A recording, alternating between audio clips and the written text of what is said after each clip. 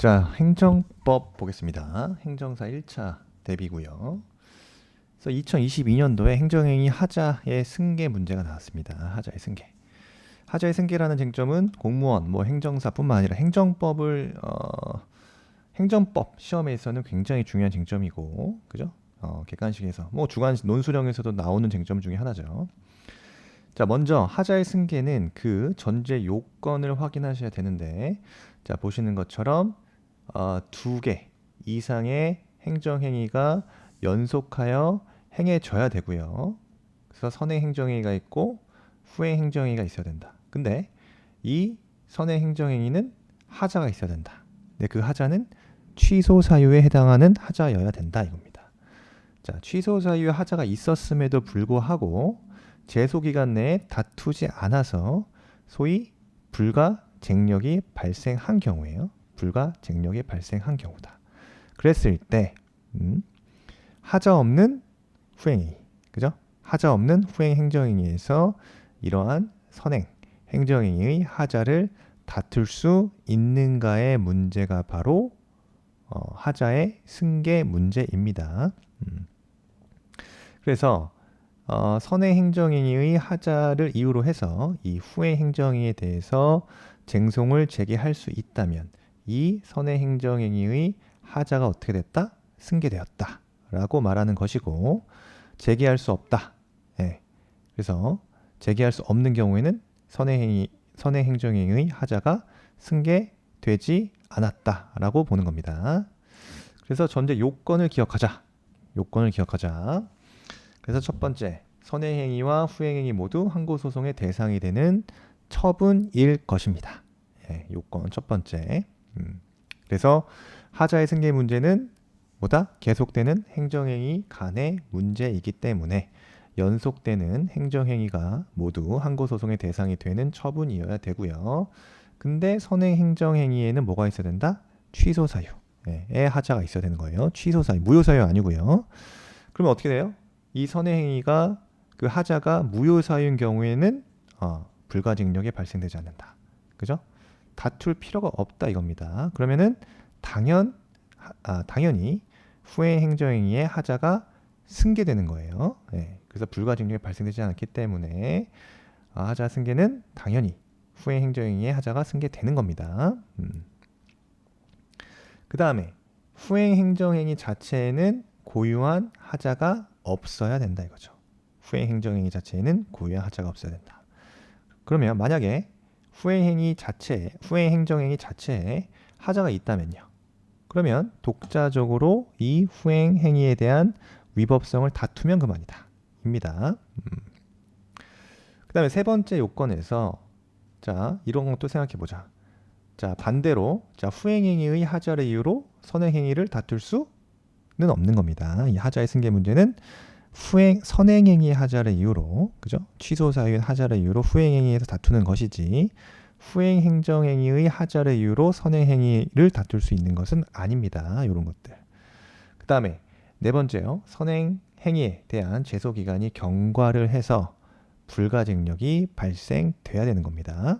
만약에 선행 행정 행위에서 아직 불가증력이 발생하지 않았다면 이게 무슨 말이죠? 불가증력이 발생하지 않았다? 그러면 여전히 그 선행 행정 행위에 대해서 다툴 수 있다라는 의미죠. 따라서 하자의 승계를 논의할 실익이 없다 이겁니다. 그래서 공무원에서 다음과 같이 기출이 된다 이겁니다. 그래서 마지막 거 볼까요? 선행 처분과 후행 처분이 서로 독립하여서 별개의 법률 효과를 목적으로 하는 경우에 선행 처분이 당연 무효의 하자가 있다는 이유로 후행 처분의 효력을 다툴 수 없다. 자, 틀렸다. 왜 그렇다? 네. 그 선행 처분의 하자가 당연 무효인 경우에는 하자는 당연 하자 승계된다. 이거 당연히 하자가 승계되기 때문에, 그죠? 당연히 후행 처분의 효력을 다툴 수 있다. 이런 것도 은근히 헷갈려요. 예. 취소 사유일 경우에만 문제가 되는 것이지 하자의 승계가 무효 사유인 경우에는 당연 하자가 승계되기 때문에 후행 처분의 효력을 다툴 수 있다. 헷갈리시면 안 됩니다. 그래서 하자의 승계 여부에 대해서 조금 논의가 있다. 그래서 학계에서는 하자 승계론과 뭐 구속력 이론이 있다. 예. 근데 우리 시험에서 이렇게까지는 나오지 않는다.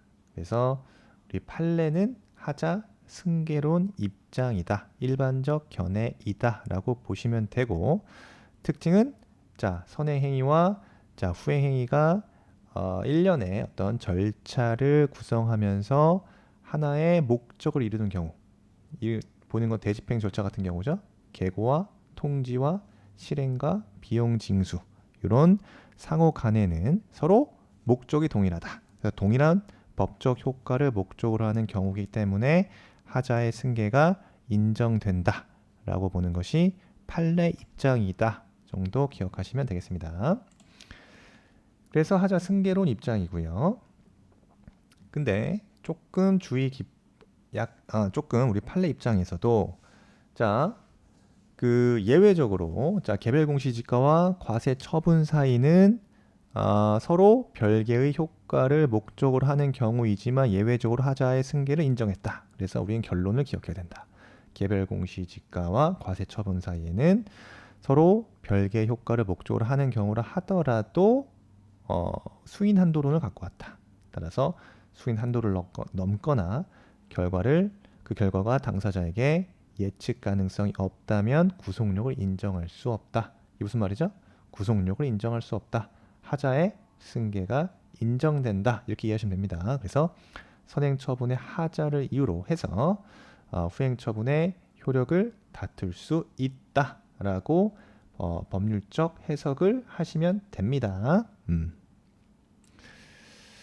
요게 이제 예외적으로 우리 판례가 구속력설을 취하고 있다라고 학계에서는 해석을 하고 있죠.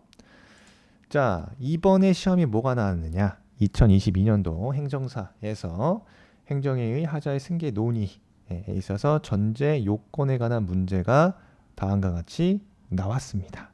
자, 요건이기 때문에 요건에 대해서 이해와 암기가 돼 있으면은 푸는 데는 크게 어렵지 않았죠.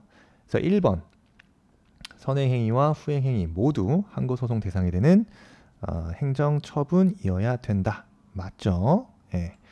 그래서 공통된 선행행위와 후행행위의 공통적 요건으로서 선행행위와 후행행위 모두 항고소송의 대상이 되는 행정처분이어야 되는 겁니다. 그 다음에 선행행위에는 취소사유인 하자가 존재된다. 무효사유라고 보면 안 된다. 취소사유인 하자가 존재된다.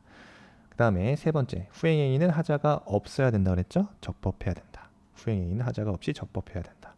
그 다음, 선행행위에서 불가증력이 발생되어야 하자의 승계를 논의할 실익이 있다라고 말씀드렸고요.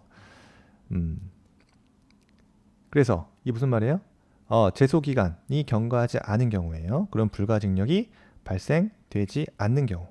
그러면 선행행위를 대상으로 다투면 그만이다 이겁니다. 그 다음에 자 후행행위에 대한 불가변력이 발생돼야 된다? 그렇지 않죠. 정답은 5번 되겠습니다. 후행행위의 불가변력은 하자승계 논의의 전제 요건이 아니다라는 거 기억하셔야 되고요. 그 다음에 뭐 간단하게 설명드리자면 이 불가쟁력과 불가변력 그죠? 예, 요거는 행정심판에 있어서 재결 시 다시 행정심판을 청구할 수 없다. 한 번 내려진 재결에 대해서는 다시 행정심판을 청구할 수 없다. 그죠? 그게 바로 불가쟁력입니다. 서로 재결에 한 번 내려지면 다시 심판 청구를 제기할 수 없지만 재결 자체에 고유한 위법이 있다면 행정소송은 제기 가능하다. 그렇지만 그 경우라 하더라도 제소기간 등이 경과할 경우에는 더 이상 효력을 다툴 수 없다는 것이 불가쟁력이라고 하고 불가변력이라는 개념은 뭡니까? 재결이 이루어지면 그죠? 행정심판위원회에서 스스로 재결을 취소하거나 변화시킬 수 있어요. 그죠? 변경, 취소, 변경할 수 없다라는 효력. 다른 말로 자방력이라고도 합니다. 아시겠죠? 그래서 불가쟁력과 불가변력에 대한 개념도 잘 이해하시면 좋겠습니다. 그래서 하자의 승계 나왔고요. 이번 시험에서 나왔는데 조금 전제 요건에서도 나왔지만 내년 시험에서도 나올 수 있는 쟁점이니까 하자의 승계는 잘 정리하시기 바랍니다.